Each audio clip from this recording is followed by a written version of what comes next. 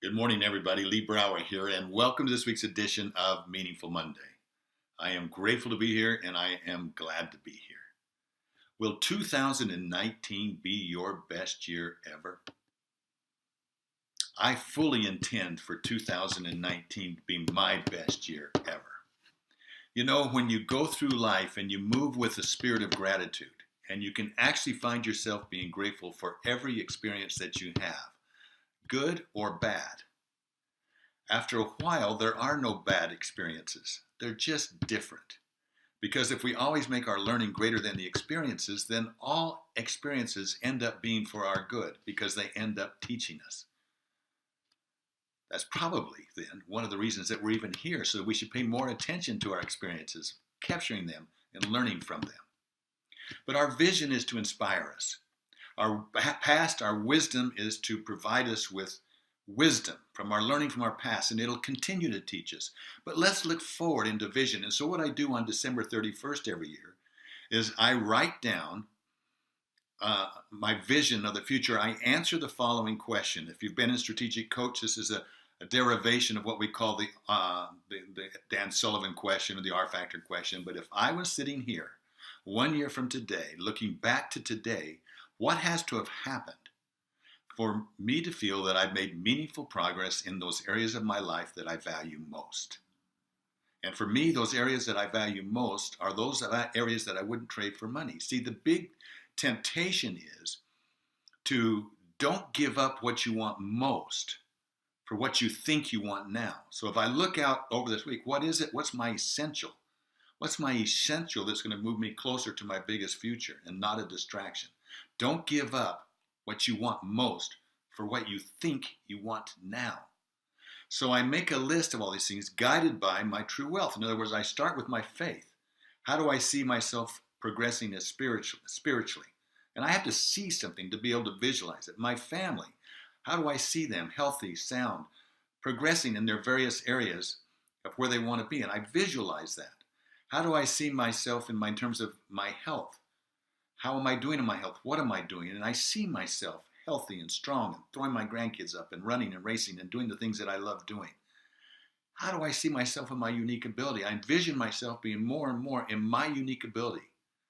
When I'm in my unique ability, that's when I have the highest chance for achieving my highest degree of freedom. My freedom to. Freedom from those things that are not in my unique ability, so I have the freedom to focus in my unique ability. I look at the experiences that I want to have with gratitude. What are the experiences that I want to continue to have? What are the relationships that I want to have? What friends do I want to have in my life? What experiences do I want to have? And then I drop down and say, how am I going to be a giver? Will I contribute more over the next year than I consume? And if so, what would that look like? And how am I going to do that? And then finally, financially, I go in and take a look at myself financially. Am I following strong financial principles? Am I creating value that creates a strong financial reward that allows me to be able to do some of these things even better? And so I write them all down. Now, after I've written them down, I transfer them down, I narrow them down, and I put them inside of my journal so that I can follow them throughout the year. This journal works for a quarter, and then every quarter I rewrite them so that they're present for me. The other thing I do is I do a video to myself where I reiterate it and also coach myself.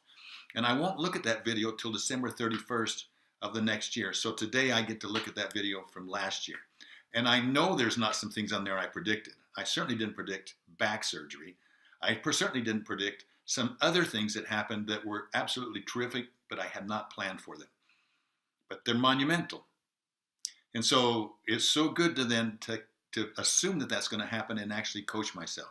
So I never really know the coaching. I do know a little bit about what I've written down and what we're going to say there. A couple of other guidelines. So number one is that I talked to you about is, first of all, look at it through the eyes of your true wealth. Let them inform the things that you really want. Don't give up what you want most for what you think you want now. Second thing, don't consider the how. If you consider, how am I going to get that done? I'm not going to be able to. How am I? Don't. Just throw the how out. This is your chance to put down in paper what you really want and what you really want to visualize. Later, you can use the empowering question. Go with questions. Not I need to, I have to, I got to, but go with questions. How can I get this? Or who? Better yet, who do I know that can help me achieve this? That's the highest form of leverage. Number three, have faith. Faith in and of itself is just visualization. In your meditation and prayer, let that experience of visualization influence it. So as you're meditating or as you're in prayer, that it actually allows you to visualize the outcome as the way that you would want to see it done. It's a great visualization is nothing more than an exercise in faith. So a couple of questions that I've added this year. What might I do that is so great that if God didn't intervene, I would fail? I want to challenge myself and push myself to the limit.